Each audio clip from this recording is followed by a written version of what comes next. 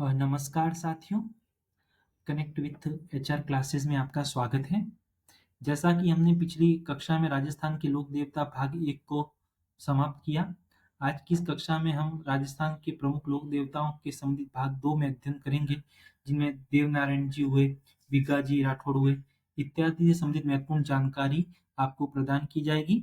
तो आप इस चैनल पर नए तो चैनल को सब्सक्राइब जरूर करें। अगर वीडियो पसंद आए तो इसको लाइक करें और चैनल को अधिक से अधिक मात्रा में शेयर करें। तो बिना देरी के शुरू करते हैं आज की इस कक्षा को। राजस्थान के लोक देवता के अंतर्गत सबसे प्रथम हम पढ़ेंगे देवनारायण जी को। तो देवनारायण जी का जो जन्म है वो 1243 ईस्वी में आसिंद भीलवाड़ा में हुआ था। इनके पिता का नाम सवाई भोज था, माता का नाम सेणु देवी, पत्नी पीपल दे, घोड़ा लीलाधर। वास्तविक नाम इनके तो थे उदय सिंह, जिनकी जाति बड़गावत गुजर थे ये। अन्य नाम इनका जो है औषधि का देवता विष्णु का अवतार के नाम से जाने जाते हैं। उसके बाद इनका जो मेला लगता है वो भाद्रपद शुक्ल सप्तमी को लगता है। और इनके जो प्रमुख मंदिर है राजस्थान में वो इस प्रकार है। पहला मंदिर आता है सवाई भोज का मंदिर, यह कहाँ स्थित है? आसिंद भीलवाड़ा में। दूसरा प्रमुख मंदिर है देवधाम मंदिर, जो जोधपुर या टोंक में स्थित है। तीसरा मंदिर है देवडूंगरी मंदिर, जो चित्तौड़गढ़ में स्थित है। और इस मंदिर का जो निर्माण है राणा सांगा द्वारा करवाया गया था। चौथा मंदिर जो है वह है देवमाली मंदिर, जो कहाँ स्थित है? ब्यावर अजमेर में स्थित है। इन्होंने ब्यावर जो अजमेर में इन्होंने अपना अंतिम समय बिताया था। तो ये आप नोट करिए, ध्यान देने योग्य बिंदु है।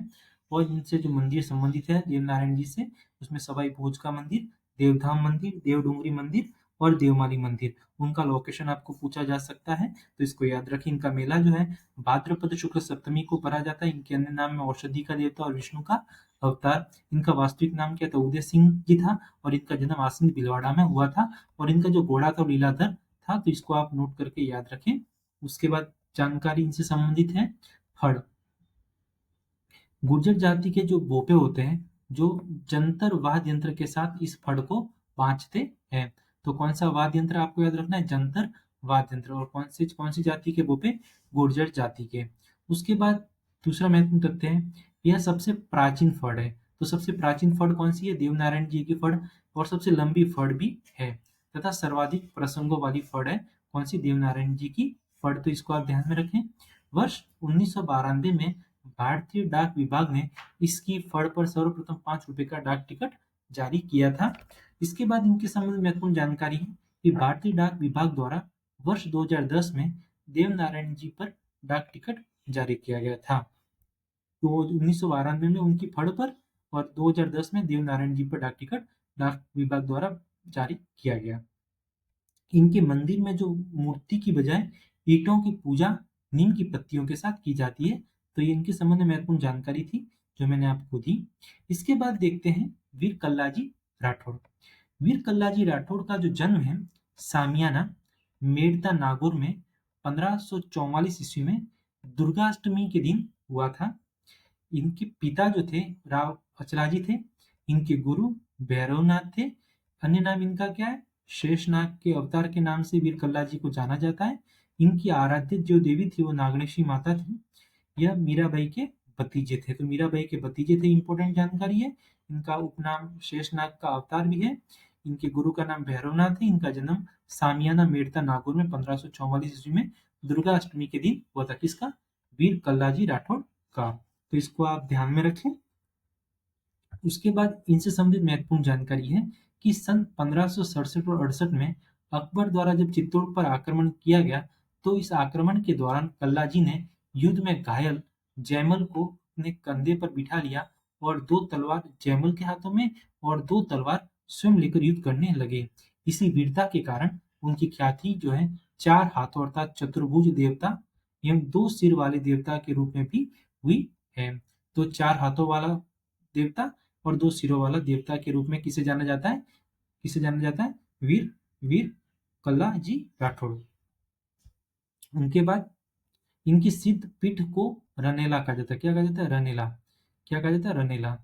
चित्तौड़ किले के भैरव पोल के समीप वीर कल्ला जी की क्या बनी हुई है? छतरी बनी हुई है। डूंगरपुर जिले के सामलिया क्षेत्र में कल्लाजी की काले पत्थर की मूर्ति स्थापित है, जिस पर प्रतिदिन केसर और अफीम चढ़ाई जाती है। तो काले रंग की प्रतिमा जो वीर कल्लाजी की है, वो किस क्षेत्र में है? सामलिया क्षेत्र। सामलिया क्षेत्र कहाँ है? डूंगरपुर में। और यहाँ प्रतिदिन क्या केसर और अफीम चढ़ाई जाती है। इनके थान पर भूत पिशाच ग्रस्त लोगों और रोगी पशुओं का इलाज होता है। ये जो थे वीर कल्लाजी राठौड़, ये मेवाड़ के शासक उदय सिंह जी के समकालीन थे। उसके बाद अगला नाम आता है महत्वपूर्ण लोक देवता में मल्ली नाथ जी। इनका जन्म देखें तो ये 1358 ईस्वी में इनका जन्म हुआ। पिता इनके राव सलखा जो थे, ये मारवाड़ के राजा थे। माता इनकी थी चाणीदे। इनकी पत्नी जो थी रूपादे भी एक लोक देवी है, जिनका मंदिर तिलवाड़ा के समीप मालाजाल में स्थित है। इनके जो गुरु थे वो उगमसी भाटी थे। इनके जो प्रमुख मंदिर कहाँ स्थित है? तिलवाड़ा बाड़मेर में, लूनी नदी के तट पर। तो इनका मंदिर ध्यान रखिए कहाँ स्थित है? तिलवाड़ा में।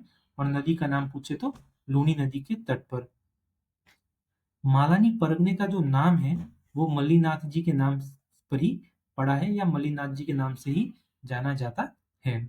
उसके बाद इनसे संबंधित महत्वपूर्ण जानकारी है कि मल्लीनाथ जी ने खीरा नहीं देने के कारण 1378 ईस्वी में मालवा के सूबेदार निजामुद्दीन और फिरोज शाह तुगलक की संयुक्त सेना की 13 टुकड़ियों ने मल्लीनाथ जी पर हमला कर दिया, और मल्लीनाथ जी ने इन्हें हराकर अपनी पद और प्रतिष्ठा में वृद्धि की। तो मल्लीनाथ जी के समय, उस समय दिल्ली सल्तनत में तुगलक वंश के शासक हुआ करते थे फिरोज शाह तुगलक, और मालवा का सूबेदार हुआ करता था निजामुद्दीन।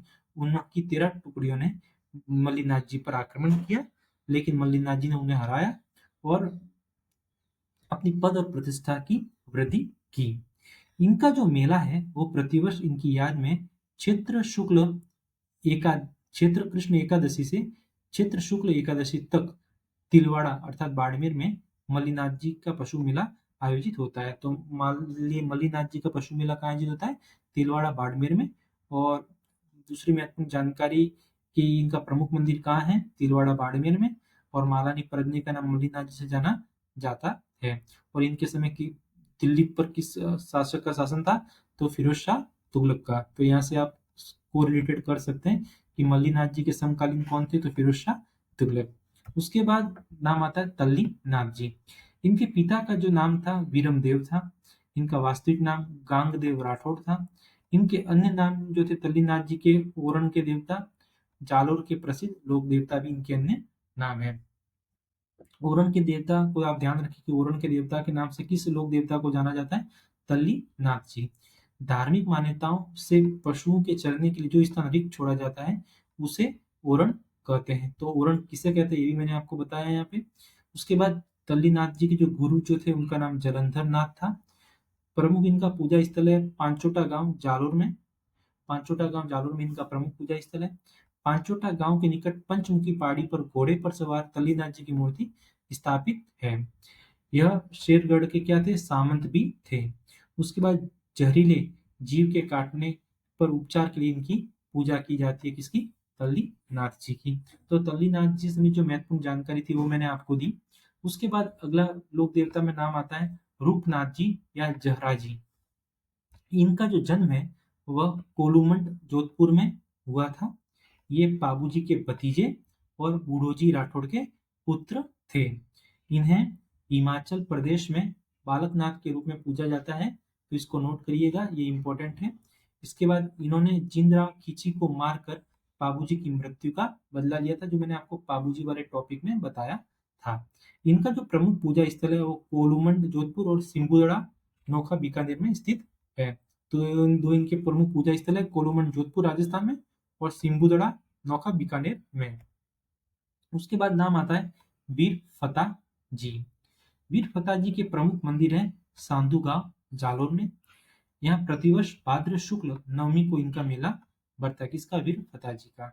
उसके बाद प्रमुख लोक देवता में नाम आता है जुजाड़ जी का। इनका जन्म इमलो गांव सीकर में हुआ था, जुजाड़ जी का। इनका मुख्य मंदिर श्यालोदड़ा गांव सीकर में है, और यहाँ पर रामनवमी को इनका मेला बढ़ता है। इनका स्थान सामान्यतः कहाँ होता है? खिजड़ी के पेड़ के नीचे होता है। इनके मंदिर में दूल्हा दुल्हन और 3 भाइयों की मूर्तियों की पूजा की जाती है। तो ये जुझारू जी से संबंधित जो तथ्य थे वो मैंने आपको बताए, और वीर फताजी के मन में जो तथ्य थे महत्वपूर्ण वो भी आपको मैंने बताया। उसके बाद अगले लोक देवता में नाम आता है बिग्गा जी। इनका जन्म जो है रीडी गांव बीकानेर में हुआ था। इनके पिता का नाम राव मोहन, माता का नाम सुल्तानी देवी था। ये जाखड़ समाज के क्या है कुल देवता कौन, बिग्गा जी। इन्होंने मुस्लिम लुटेरों से गायों की रक्षा की थी बिग्गा जी ने, और ये जाखड़ समाज के कुल देवता है बिग्गा जी। अगला नाम आता है डूंगर जी जवार जी। तो ये भी महत्वपूर्ण टॉपिक है, इसको देखिएगा। प्रमुख मंदिर इनका बाठोड़ पाटोड़ शिखर में है, पाटोदा। इनका प्रमुख मंदिर बाठोड़ पाटोदा शिखर में स्थित है।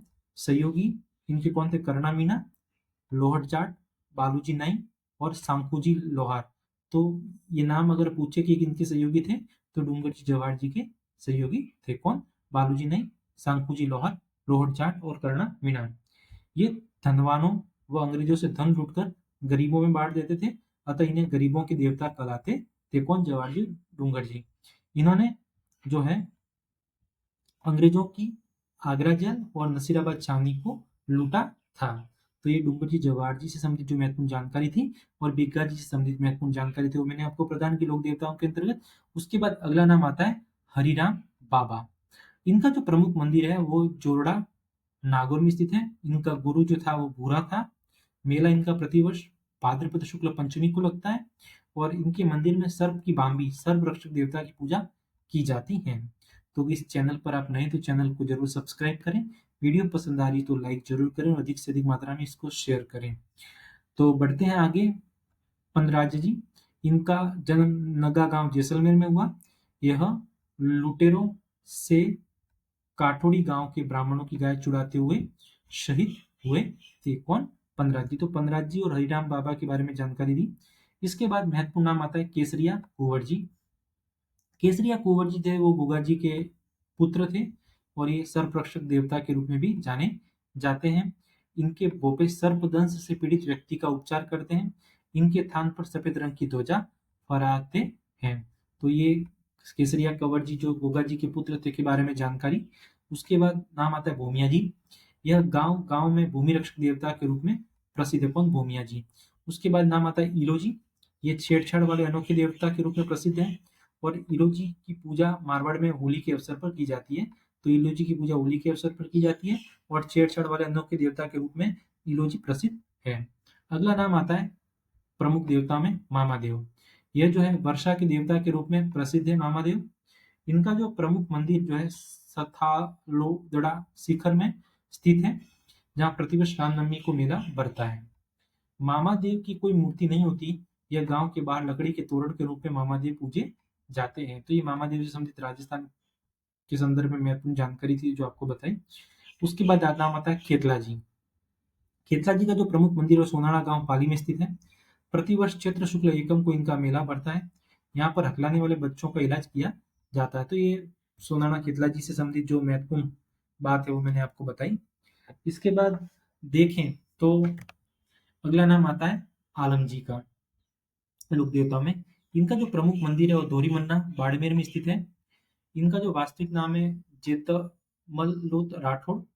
यहाँ पर घोड़ों की जात दी जाती है।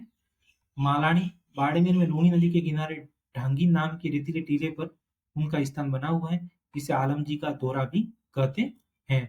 तो आलम जी का दौरा कहाँ स्थित है, मालानी बाड़मेर में लूनी नदी के किनारे ढांगी नाम के रेतीले टीले पर स्थित है।